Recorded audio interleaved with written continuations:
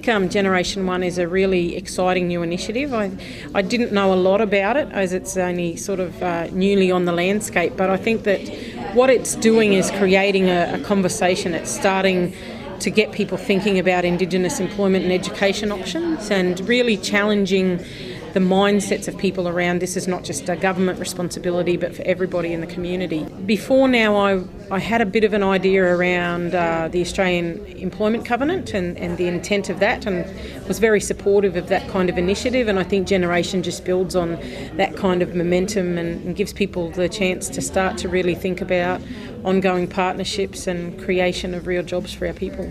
My current role is I'm actually sort of working for myself at the moment, doing some consultancy work and working with the Australian Indigenous Leadership Centre. My past history has been as a public servant, but I've taken a little bit of a break from that at the moment to do a little bit more community work and pick up on these kind of initiatives and things that are happening. I think it's a real change era for our people, and whatever part I can play in that, I think is it's quite fulfilling for me at the moment. I think our young generation is actually facing a lot of challenges. They're coming from a society that does things differently.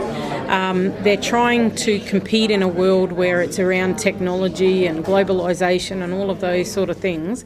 But for our kids in our communities, what we want them to do is be able to set their dreams and know that they're attainable. So to me, things like Generation One and the AEC start to create those job opportunities so that none of our kids will get to a point where, that job isn't available to them. It's really about, setting their mind to something, getting the skills that they need to do it and be able to do it to the best of their ability. So to me, there's a lot of opportunity that faces our young people, but underpinning all of that is the importance of education, to finish their schooling and to get those skills so that any employment opportunity is open to them. As I reflect back on my own life, I start to think about some of the decisions I made when I was in my teenage years, and I think it's really easy to get caught up in different crowds and have different influences. But I had a look around at the people that I was hanging with and the kind of things that they were valuing, and they were very different to my own.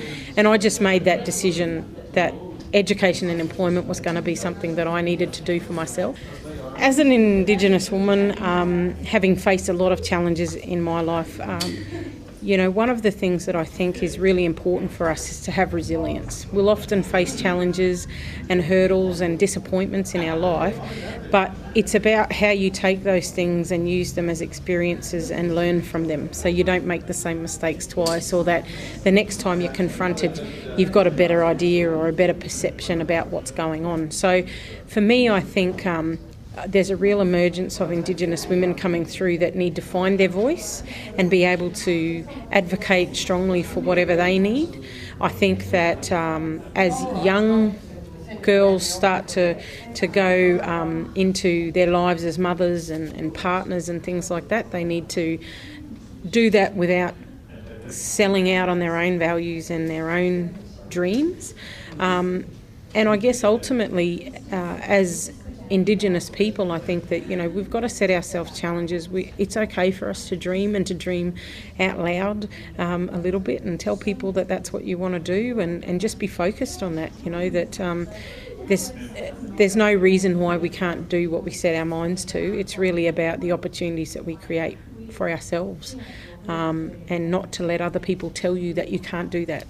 Just to be strong in self and and I guess the other thing is, of course, to find that balance, because I'm a strong believer as successful as you can be in a career and to have all of those opportunities. The other thing is we're all grounded by our family, and you don't want to be someone that works 20 hours a day and never gets to see your family. So you've kind of got to make sure you keep that balance all the way through, because you miss out on the important things otherwise.